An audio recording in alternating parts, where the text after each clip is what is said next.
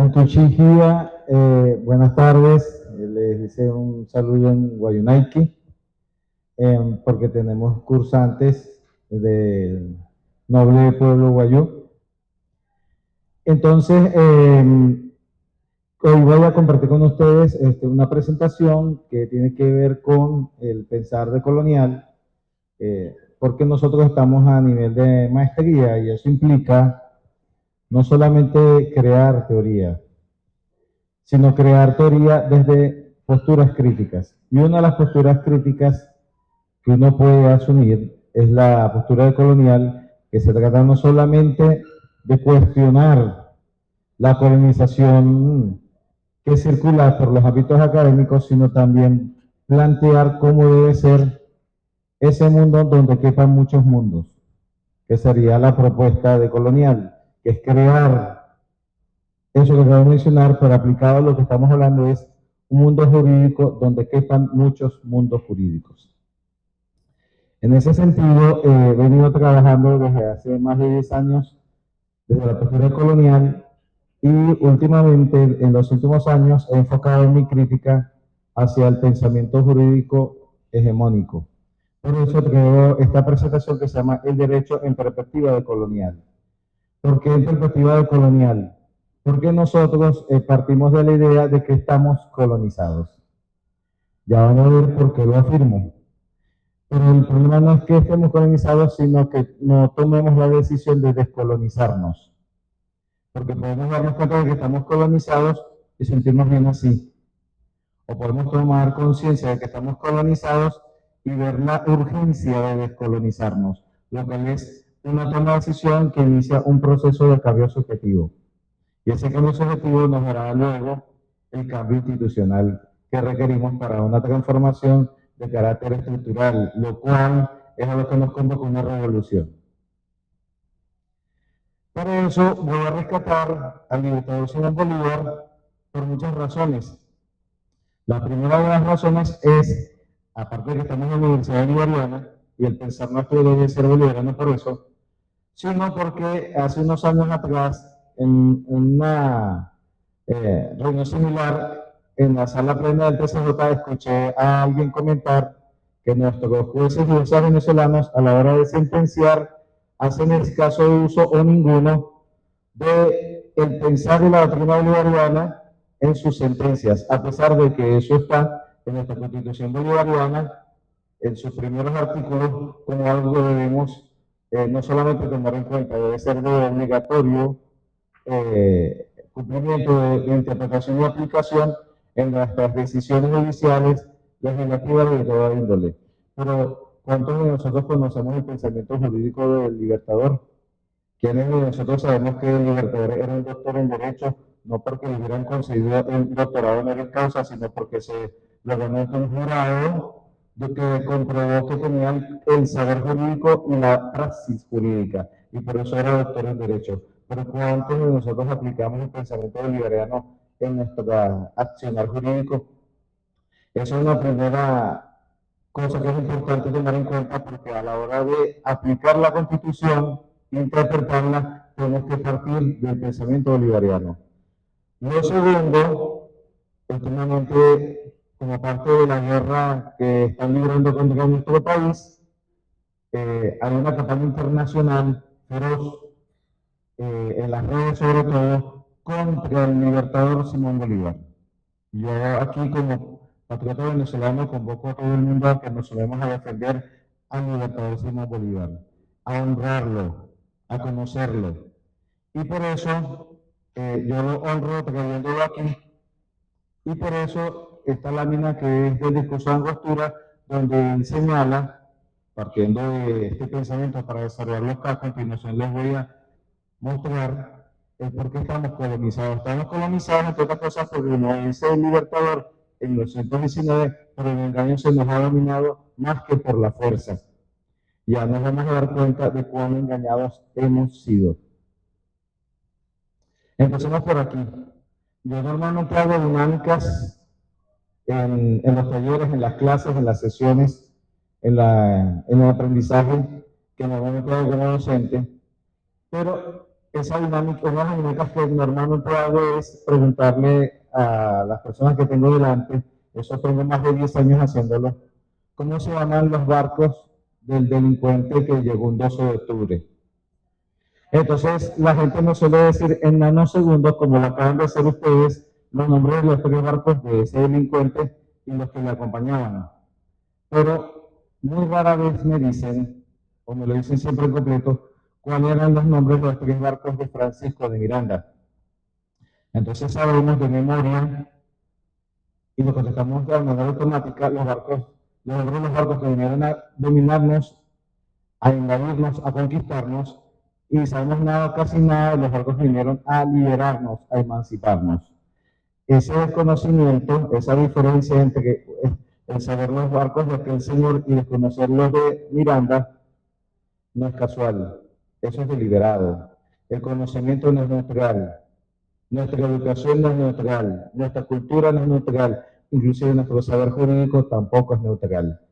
Por eso es que sabemos los nombres de los barcos de el delincuente Colón y de los barcos de Miranda no sabemos, pero además hay otra lámina allí que señala Rodrigo de Triana, quien fue el que dijo tierra a la vista, y nos dicen Rodrigo de Triana, pero nosotros no somos europeos. Ya el Libertador lo decía en discurso de Angostura, nosotros somos algo diferente. Y si somos algo diferente, nuestro pensar tiene que ser distinto. No puede ser copia de lo que se genera en Europa. No debe ser, pero ha sido. Dice que somos algo distinto. Y si somos algo distinto y no somos europeos, como lo señaló el Libertador, nuestro pensamiento no puede ser tierra a la vista. Nuestro pensamiento debiera ser Guaira a la vista, Guaira es el nombre de embarcación en el lenguaje de las poblaciones autóctonas de aquí, Guaira a la vista, o extranjero a la vista, o invasor a la vista. Eso es lo que nosotros deberíamos, el lugar en el cual debemos pensar, lugar de enunciación de nuestro pensar teórico, de nuestro pensar jurídico. Barco a la vista, invasor a la vista, extranjero a la vista.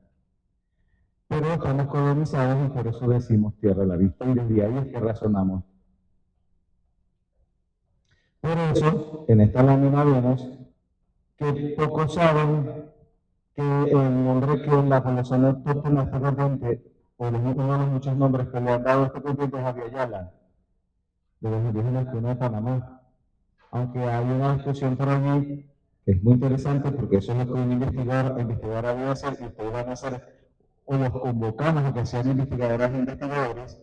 Un investigador acucioso se consigue con dos tesis que plantean que el término América es de origen maya, pero es una discusión abierta. Pero lo cierto es que no tiene que ver con América de Vespucio, sino con el nombre autóctono, porque esa es nuestra denominación. Ahora, si aceptamos lo que nos impusieron es porque nos sentimos colonizados. Ahí está la Guayala y allá una imagen de los indígenas cunas. También si nos planteamos la crítica a ese colonialismo, tenemos que, por supuesto, no fue la tripulación invasora de Colón la que descubrió Venezuela, como nos han contado, sino en todo caso, este territorio que es Venezuela, si alguien lo descubrió, fueron los ayamanes, hace como 14.000 años. Los ayamanes todavía están por ahí, por los lados que ahí se señala en el mapa, por el estado Lara. Estaban los ayamanes, los girajaras. En todo caso, fueron ellos los que descubrieron este territorio. ¿Cómo se llamó Venezuela? Que tampoco tiene que ver con aquello de Pequeña Venecia. Todo lo que estamos en este salón pasamos por la escuela, y en la escuela nos enseñaron gramática castellana. Y ahí nos enseñaron los diptongos, los hiatos, los sufijos, los prefijos, y nos enseñaron que si le queremos decir pequeño a algo, usamos la terminación ito, ita.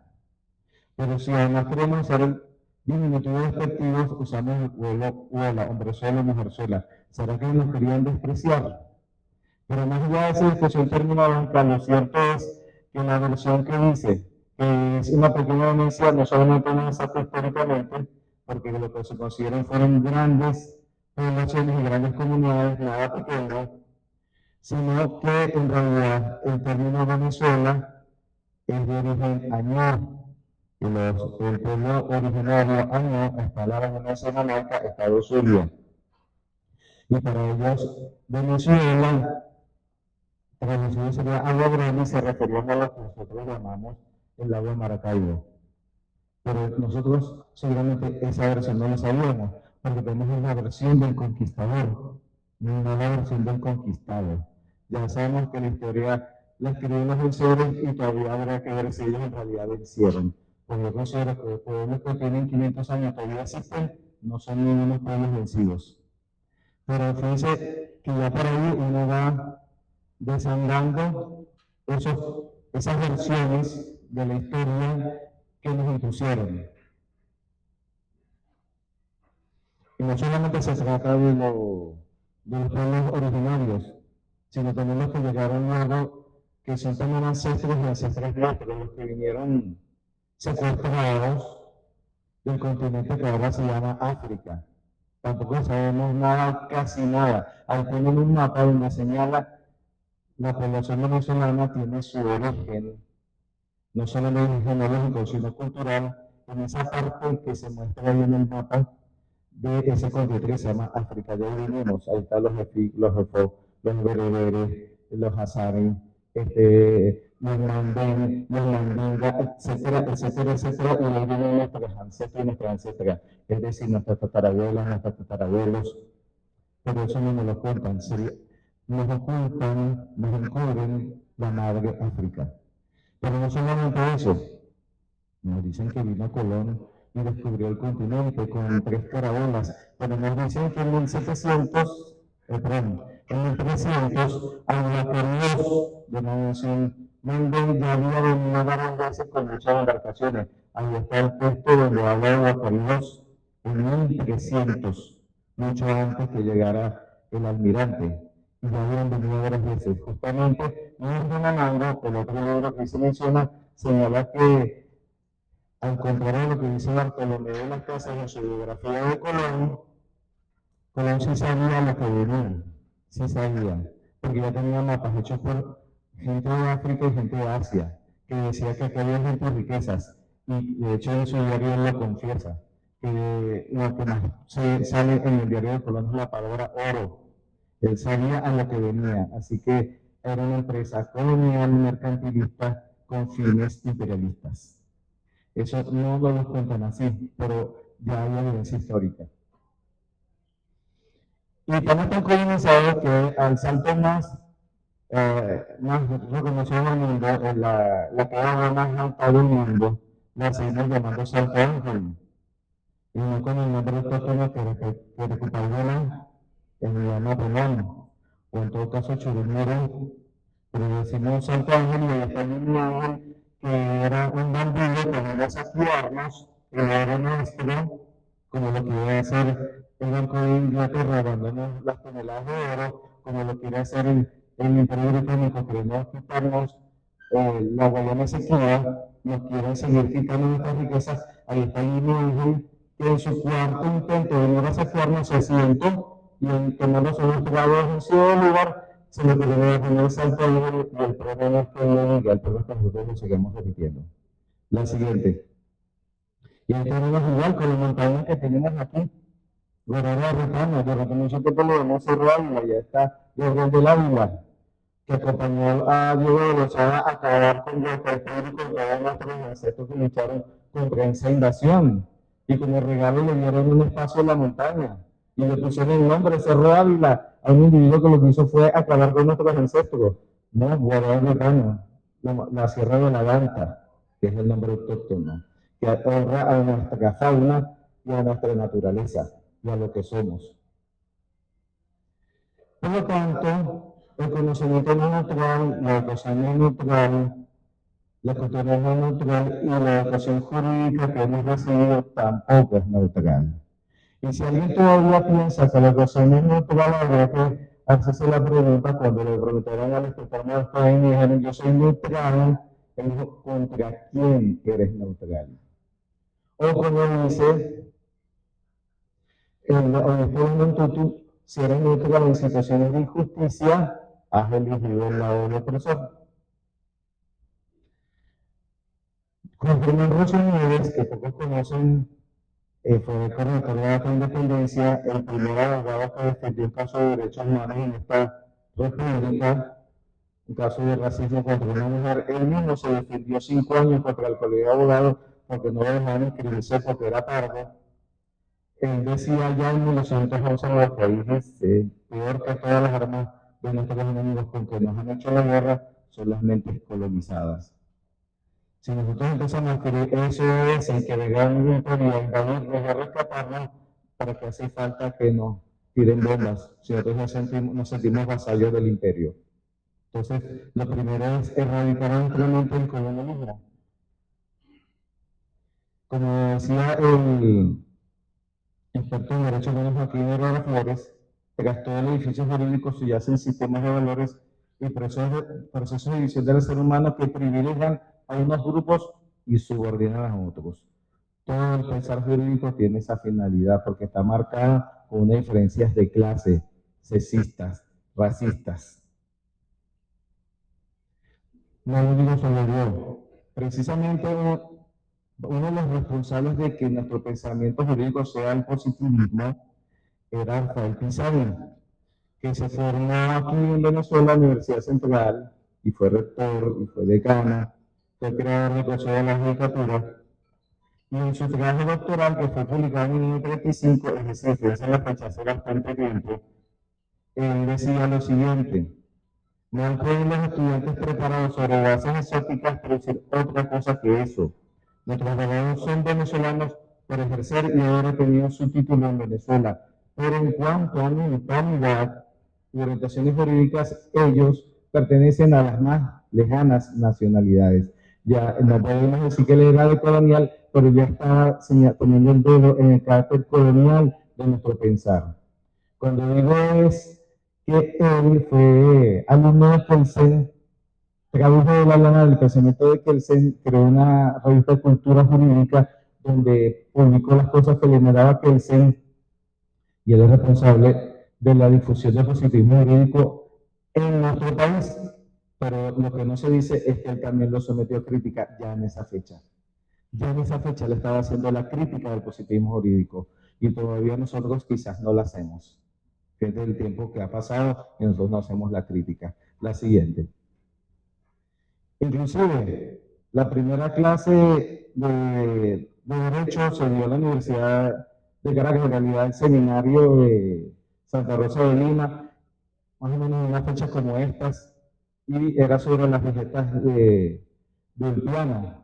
Era Derecho Romano lo que estudiábamos, y en todos los pensos de todas las carreras, un compañero que hizo la especialidad de Derecho Indígena, nosotros demostró en uno de nuestros trabajos que fue de la corte pasada, demostró que en todas las escuelas de Derecho de Venezuela el pensamiento es eurocéntrico y en todos se estudia Derecho Romano, pero eso no es el derecho nuestro, ese es el derecho de aquellos. ¿Por qué no estudiamos Derecho Guayú? Ahí tenemos un puchipu, un sabio guayú, que sabe las leyes de su pueblo y sabe muchas cosas más.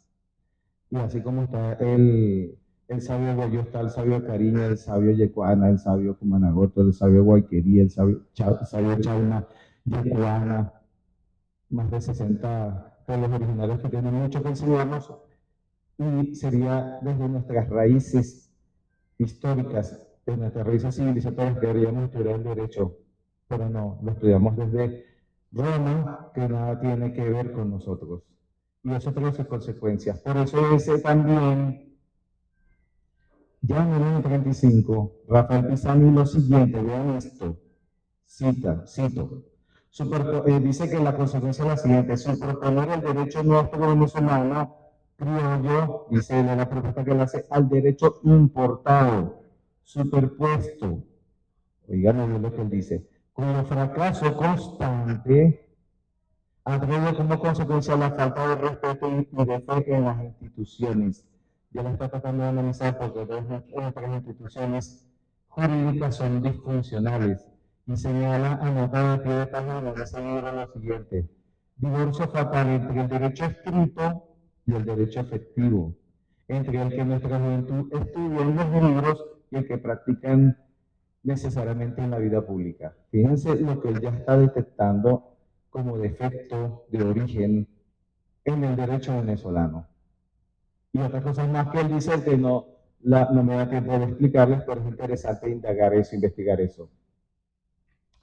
Como decía este compañero, Ainora de Bolivia, vicepresidente de descolonización, Iván Chivi, dice, los sistemas judiciales contemporáneos están pagando caro una herencia colonial, estructuras subjetivas, colonizadas, colonizadores y colonizantes, es decir, cada uno de nosotros, cada uno de nosotros.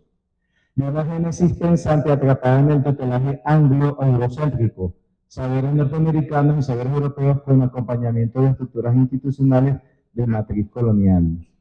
Porque nuestro constitucionalismo nace como producto de la aparente derrota de los pueblos originarios, de el aparente vencimiento de las culturas que ya estaban aquí. Y sobre eso se edifica el Estado y después el Estado burgués a partir de 1930.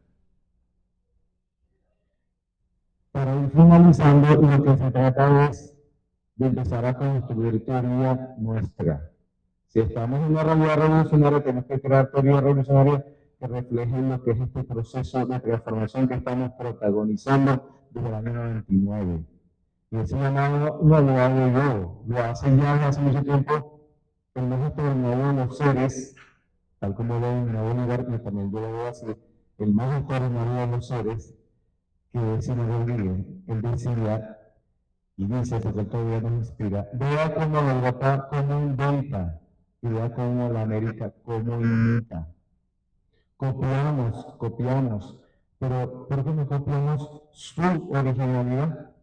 Se pregunta él. Y la originalidad es lo que estamos llamados, teorías originales, es lo que estamos llamados a construir en una maestría.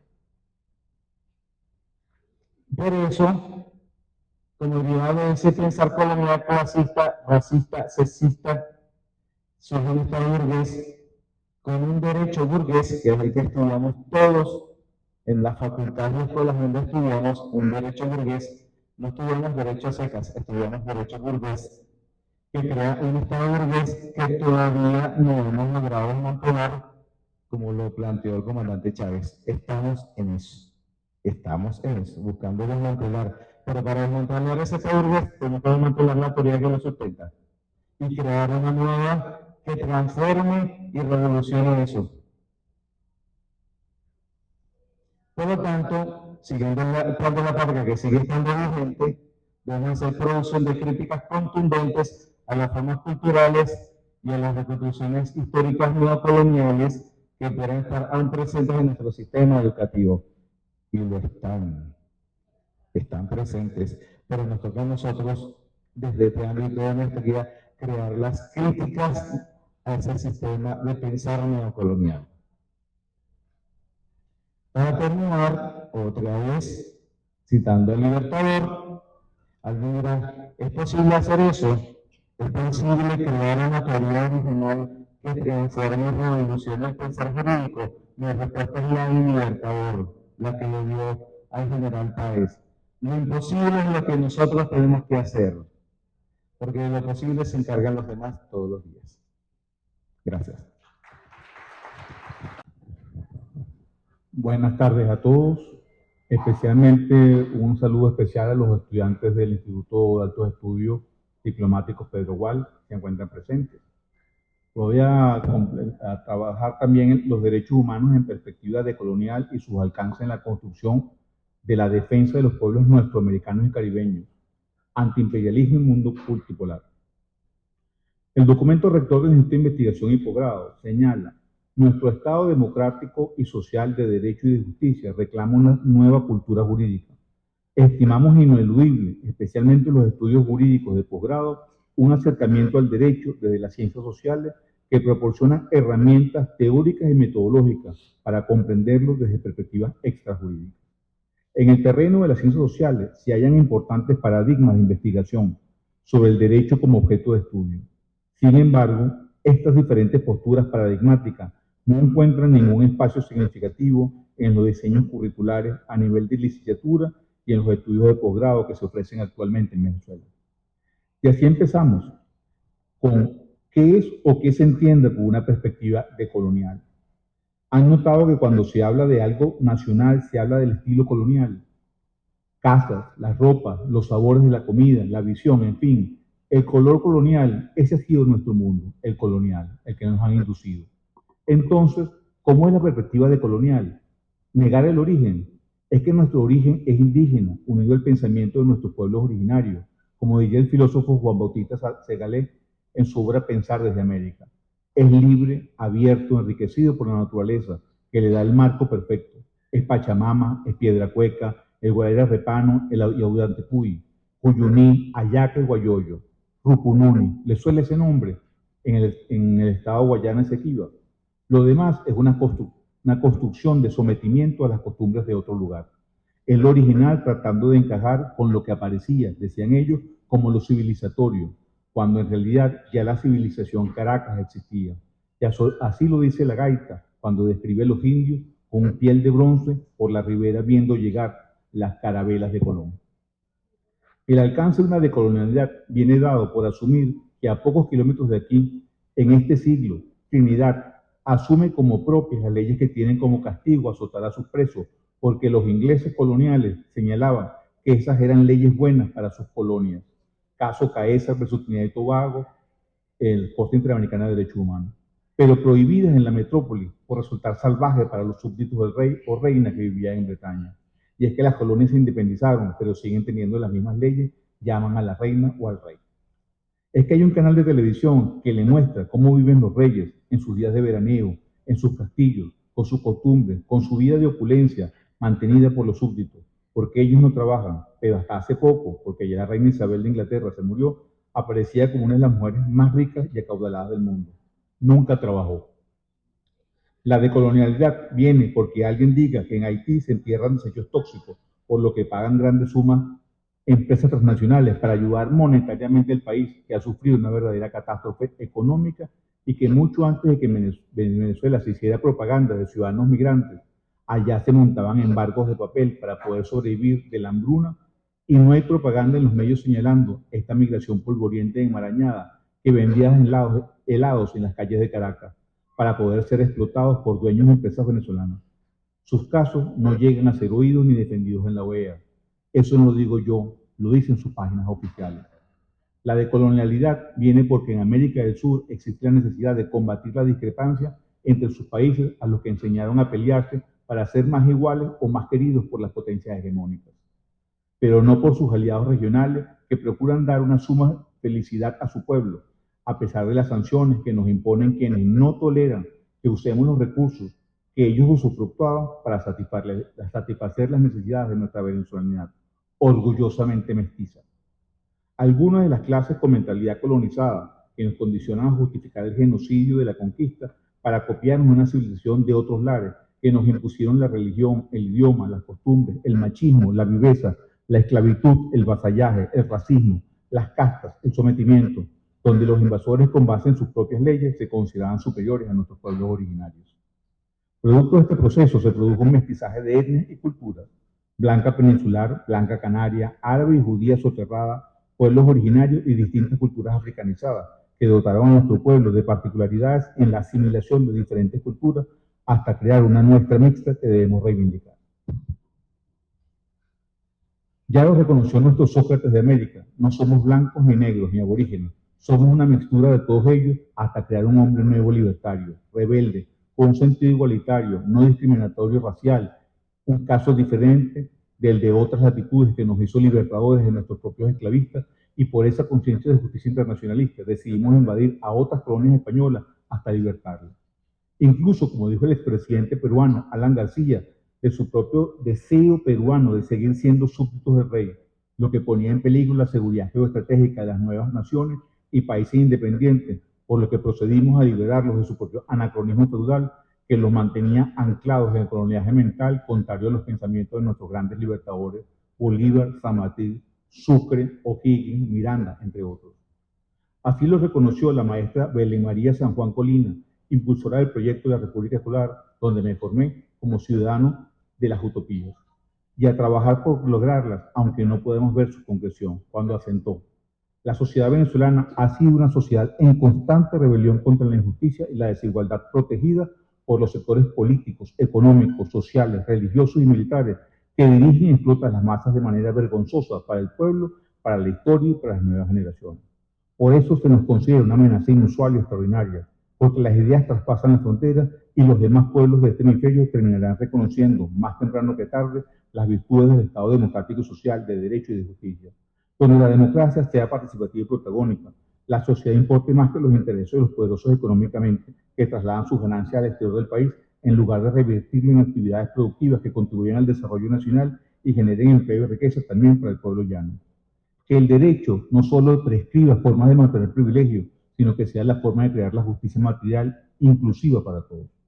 La construcción de la defensa de los pueblos nuestros, americanos y caribeños, corre como esta maestría, como el instituto, con pasos seguros y que dejan huella. No consideramos prudente que las batallas en esta guerra de sexta generación acabe con la juventud temprana, contemporánea y prolongada, que se roben nuestras riquezas, aquellas que tienen un barril sin fondo para los niños, la juventud, la idiosincrasia, con pantallas de colores y espejismos de vidas mejores lejos de su ciudadanía. Creemos que se ha forjado una nueva era contra el antiimperialismo y a favor de un mundo multipolar. La prueba en los términos que nos enseñaron en nuestras universidades es inequívoca.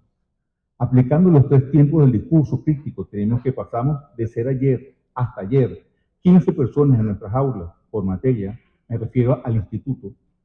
Pasamos al hoy, luego del mensaje impulsador del magistrado Luis Fernando Damiani Bustillo, coordinador general de este instituto, en su discurso de apertura del año judicial del 31 de enero del 2004, en que señaló: los funcionarios públicos en todos sus niveles deben aprender a mandar obedeciendo y obedecer mandando.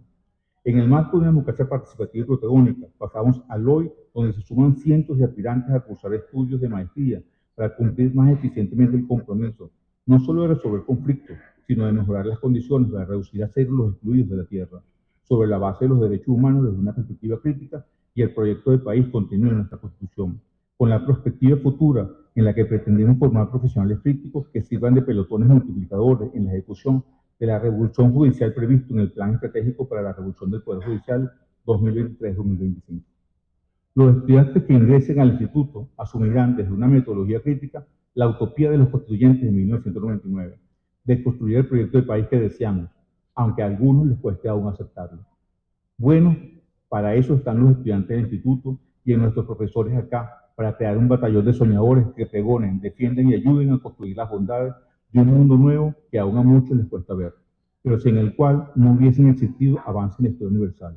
La población negra seguiría siendo esclava, la religión seguiría siendo única, podría seguir siendo condenada por difundir ideas contrarias a la verdad teológica imperante. Las mujeres, que constituyen aproximadamente la mitad de la población mundial, seguirían careciendo de derechos políticos. El trabajo no tendría limitaciones en cuanto a la jornada diaria. Los niños trabajarían desde muy temprana edad en lugar de ejercer el derecho a la educación. En general, la conquista de derechos se basa en la utopía de unos pocos que luchan por mejorar las condiciones de todo ser por el solo hecho de ser parte de la humanidad. Esto es el carácter de universalidad de los derechos humanos. Con eso basta decir que se asoma un indicador importante de que sí existen personas que creen en el antiimperialismo y en el mundo multipolar y pluricéntrico. Ningún lugar está lejos. El Caribe y nuestro continente esperan de la patria de Bolívar, el libertador, sus ejemplos emancipadores de ideas y de libre sometimiento. Sean ustedes los mayores y mejores portadores del verdadero cambio de ideas. La aventura es de creación, de solidaridad a mansalva, de bolivianismo consciente y estricto. Confesamos lo que pretendemos, no solo lo pensamos y lo decimos, sino que también lo escribimos en nuestro documento rector. Pretendemos así el fomento de una cultura de respeto, protección y garantía de los derechos humanos desde una visión emancipadora, crítica y alternativa, con el propósito de superar los prejuicios y prácticas que contribuyen a su amenaza y violación, así como el impulso y consolidación de la participación protagónica y corresponsable del jurista en el impulso, divulgación, protección y respeto de tales derechos. A los que asuman el reto, bienvenidos al Instituto de Investigación y Posgrado de la Escuela Nacional de la Magistratura y del Tribunal Supremo de Justicia. A sumarse al reto de construir un país para todos, que pueda construir la suprema felicidad social para todos los venezolanos, como lo soñó nuestro padre libertador José Luis Felipe. Gracias.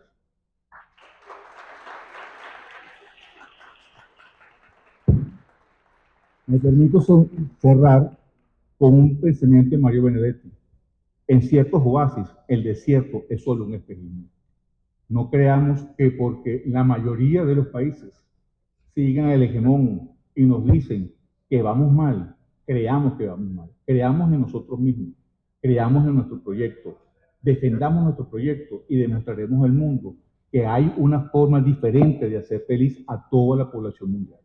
Gracias.